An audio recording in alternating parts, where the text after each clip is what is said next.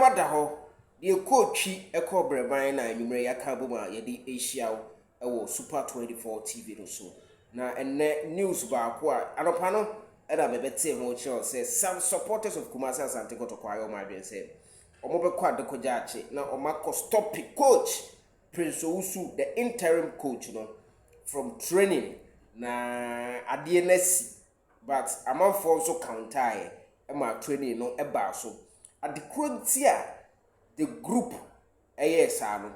be de munchiremu nyina no ebro ewo ifiase yes na udim se kwasi ada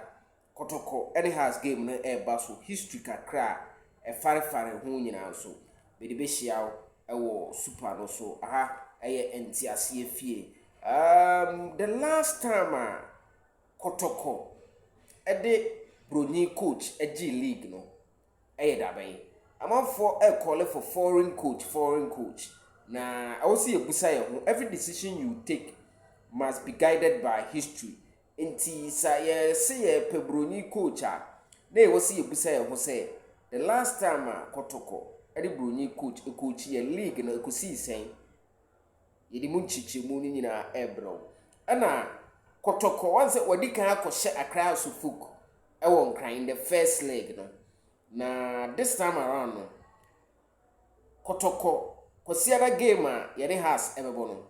sa Kotoko wini a ebeye record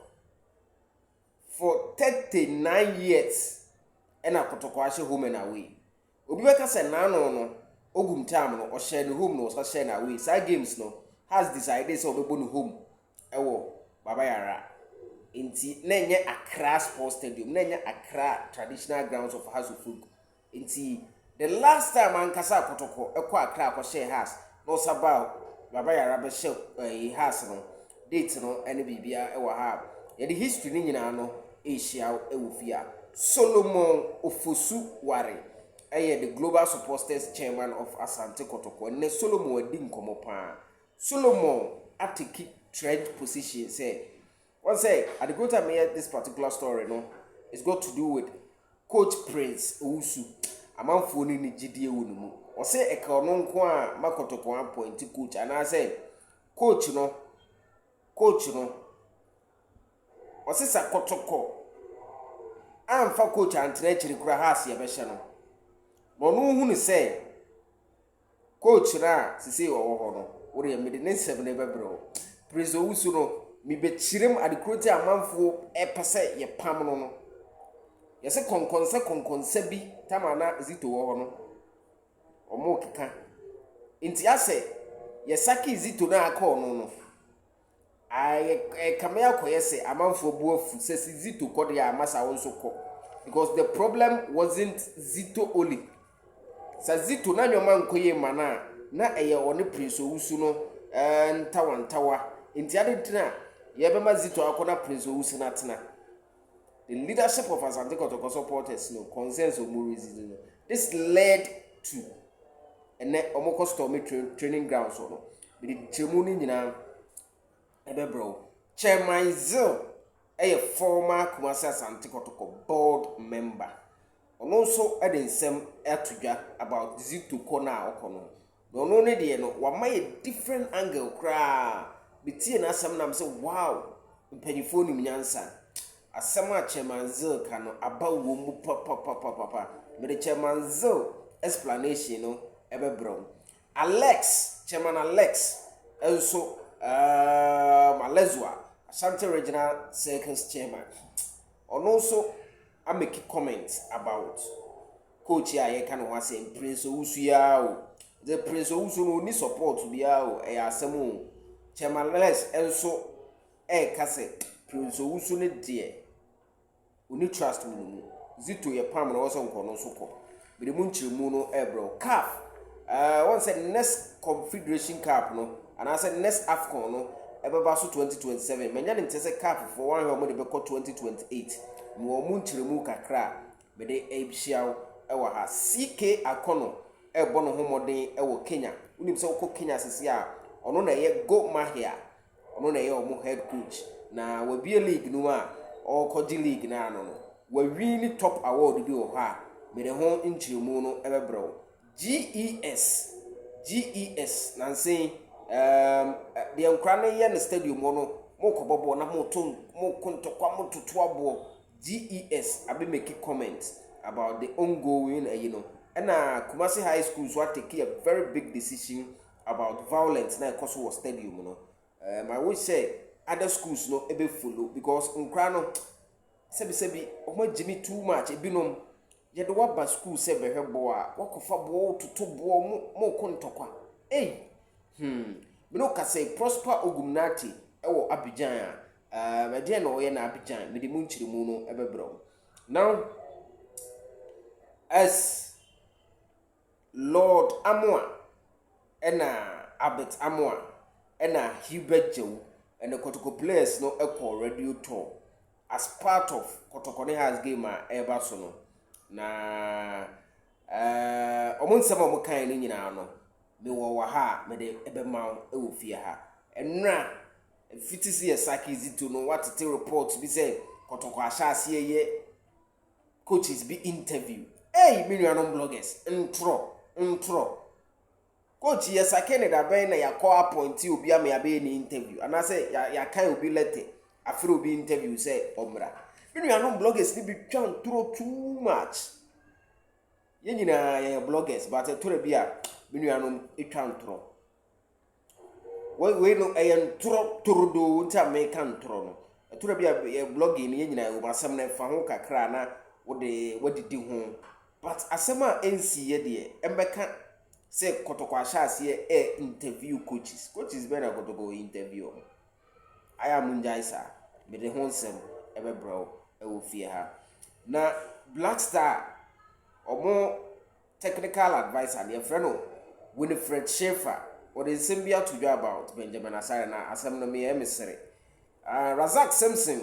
Nations FC for enso pushi say Razak Simpson ebeko Black Stars wanya be pain but work up no AI den omu pushi very hard asemu ni nyina no makambo ma me de Asia wo fia ha Super 24 TV unsubscribe ya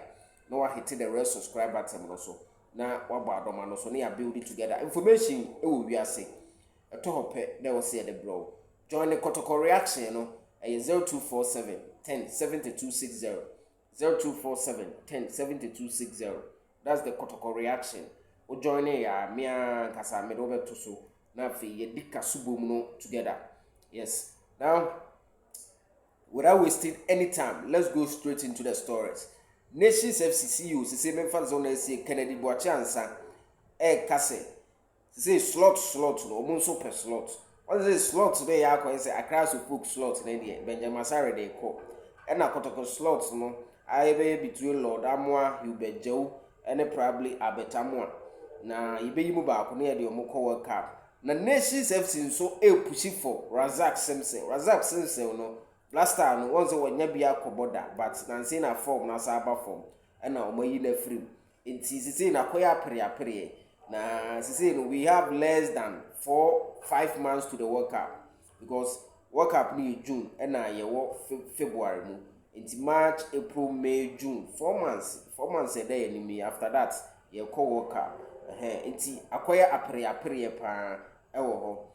Black Stars technical advisor Winifred Schaefer ene one NGTV ko twetwe nkoma a oka asemi o say Benjamin Asare the best player wo hu Ghana League no asemi we nko ade senior man e bia wonhwe Ghana League no etore bia mo ni bibia ka mon kama no ntu na yenko ye no na Benjamin Asare the best player in the Ghana Premier League ade best goalkeeper kra menye sure say betimi e bia no afa na ama na dum bia na me di nkomo ba bi na obi ka zemze Benjamin Asare ya dum bi na adom no na wanya sa akwanya no nti the radiase for that but because one the best player in the Ghana League there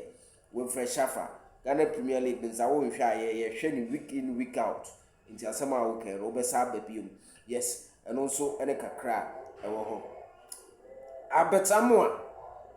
as part of Kumasi Asante Kotoko preparations are omoye the abgo has game no and omoko various radio interview Abet Amoa say Kotoko supporters Emra Stadium Kosiada na Kosiada kwan ombefa so ahye house no experience no ebeye exceptional experience ebeye exceptional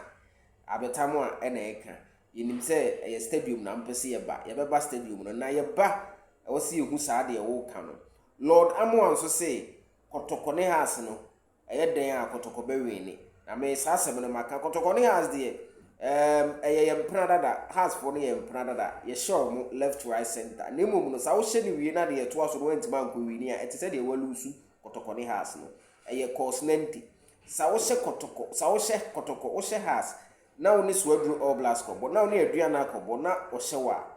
eye cost 90 so re me choro enti no na wo se mo hwe ho na ye nya consistent performance na story ma me fam say enye no credit me nuanom bloggers a ewo platform yi so YouTube ha say no tura bia ya na ye ni too much enra na news ba say Asaki coach and say enra echi ena ye Saki coach Karim Zito na ya Saki coach Karim Zito a 24 hours my kra na me nuanom bloggers no report say Kotoko ashase ye interviews say omope omo ne coaches ne kasa o dabi me nua enye sa no kra bia anim the minim ne say the communication director of Kwasa Sante Kotoko, which is Safuduku, and a debate to just say, since Zito resign, or receive applications. And I say, since bare 1 month ago, in Tiasha, say, but say, Ebesakizigo, and I'm more foreign coaches that shall say, I apply for Kotoko Dumano. It's a non quane no crewa semunum. Nase Kotoko ashe interview aseno, no cribia anymore. Yem found to baby. Ehuru radasem coach Prosper Ogumnati ene ode the technical team for na PM ewo Abidjan na Abidjan no moko no wafu zombi the technical team of various national teams na under 17 for was say on under 17 head coach ena omoko ye seminar inti sisi amene ka say Prosper Ogum ewo Abidjan odi dwuma for Ghana Education Service ababonti abe condemn intakono nkra ne nsem hunu omudi ase war obi de ne kan na mokra na nkra yi totobo na pie glass akra yi so oyese wiemfo ma Ghana Education Service abe condemn but also more ensure that must be stopped na me kra de me say sa intakono sa ho ni milu soccer ne ho na omogbo no mfaso obi ani so na ebekwa kofa oye na aba adentira yentwem mfaso ben ene deba mfaso ben nkra ne kɔ a adwaman na nkra ne bi kɔbɔ wase omokobo body say omokɔ anopa nti akra bi oya akra bɔne no anopa no onko stadium no wakɔhyɛ ne mpena ho no wadi ye friend say omakɔfa match na nkwasiafo no nso edi nsɛmhunu sport wo mu num wi tramon ne ade so nti mfaso no wo ha a defeat the purpose nkra ne beba stadium na omabe have football soccer fan and as a sports fan no recreational sports fan no it has defeated its purpose rather nkra no a cost down to town omu din semhunu san nti be me dey sa violent ne beto aso a yentwam na obi antena ne baby na mu ntena school mu nsua nyansa wo school nyansa e wo fie ba ye de maba school ze mu besua book nso a mu jimi e wo school mu we nkura wa maba mpanyifo no hwe se mmoa mu ntwam Kumasi high school for ya ade bi amani age ho po Kumasi high school for no say omo konteko a athlete no nko anako omo mma student bi anko bi enam sansensem ya na I think say it's very laudable and also ya ade a yemmo omaba so high school for aba so Sika Kono win the coach of the month ewo Kenya with Goma here na okochi we win coach of the month Sika Kono ono zo ni din apiem se Kotoko ngofa but ebe den ende no kre zenu Sika Kono Sika o je ni Goma here hono me ka kire wa dollars ni mo papa oje sa ahwan no Sika mo de man no kra no enya asem kotowa coach of the month no omo ma 75,000 Kenyan money na omo de ema no sa Kenya fo Sika no omo fe no shillings wo sase and also no omo de ma no 2027 Afcon no eko Tanzania, Kenya, and South Eastern Hwana. Calf for no coil munhwehwe mu no ma hu say kuru no nheda nye ready. Nti o ma yo madwen se wan ha sa 2027 AFCON abeko so ho no ombepushi akọ 2028 net say 2028 de na nka ebeba so no na nka AFCON na be 4 years no na nka enya akosi 2028 na afi the next AFCON no aye 2032 na aye 36 na omo kone sa ano no information a mensa icon from CAF na CAF fo be kwa koye meeting or Dar Salam executive meeting omu wi a decision bi on marriage bi am update mo e wo fi ase chairman Alex Manu na o say ono wonje Prince Owusu ndi o say make as supporters na omo costa ke training grounds na say obia no hu ni say Prince Owusu no konkonsa tama na zito ho no nti ase ono no we lose trust of the people nti chairman Alexander say ono on trust no ono so nko assistant coach no nko that's chairman Alex position and chairman Solonsu position is say Kotoko amfa coach kra and ko has game no me win nti coach no assistant coach no so ono de ono so ase on shede hu ni ye but o say Kotoko ni ko ase Kotoko appointing any substantive coach at the head before the end of the season ono so nsema all canon see end this season na Kotoko ye be coach ani ape coach ono so nsema all canon no ibeti na chairman Zil also a former Kumasi Asante Kotoko board member o si Zito de no Zito ye confirm as technical director afi ye den ye de adwuma koma no o se nka Zito ye ne technical director adwuma na nka ko pe different coach nka Bruni ni nya na nka Bruni na da so ekuram chairman Zil I don't know your afterthought next time ye nyina ye de besu ade now Kumasi Asante Kotoko na crash of folk the last time Kotoko share crash of folk home and away no ye 87 39 years ago. This time around, Kotoko akonkran adika ko wini. Ena yese ba Kumasi sa Kotoko wini a 87 ade Kotoko eye no. Sara mensa mo ye no. Ye repeat sa history no. 39 years down the line. Is Kotoko going to catch this history? Is going to current crop of players is going to achieve this feat? Likely, possible, a bit messy. 87, and the last time Kotoko has home and away. Yes, this is the record. High NTSCFA. And record by Kunsuni since 72. Bruni be a near friend of coach. The dinner escape me a crap. Waza, Shelman. Or no, ni dino, the intent dino, but the real them they made me refi. Or no, and the coach senior citizens are more munim dina munkame ono na coach the last time Bruni coach Kotoko Awoji league no since 72 inti bo amukaze ngofa Bruni no oba Champions League itimi ko yanim fa na ne ade but league there ayana ending inti no ne records Super 24 mede egu ama na ene a section of Asante Kotoko supporters no estorme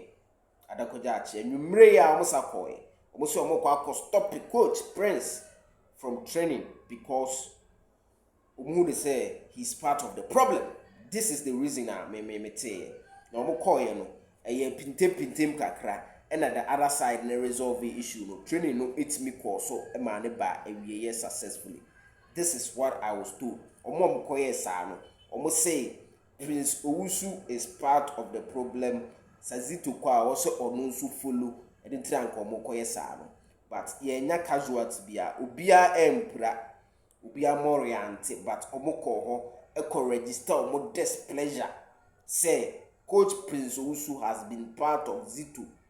the technical team no ade omo tete in class say na 19 twitwa bi wo enti to avoid all those things no Zito ono boys na say omo Kotoko no oye boys no nkra no afile no entize no sa konkonsa because awan ha nkran ne Prince Owusu no so issues beba enti for the best thing no mo ko no adekrota no mo say omo ya kire the IMC no ama IMC no so asake Prince Owusu na fe omo ko interim foforo kra so mo ko akofa Ignacio Sofosu so mo ko akofa interim foforo bia na wa behwe kira omo say sa na omo pe no Prince Owusu for now because he was part of Zito technical team na konkonsa ne nyoma ekoso so enne this is the reason tina omokoye sa protest no attempt say omo be sake the coach interim from the training ground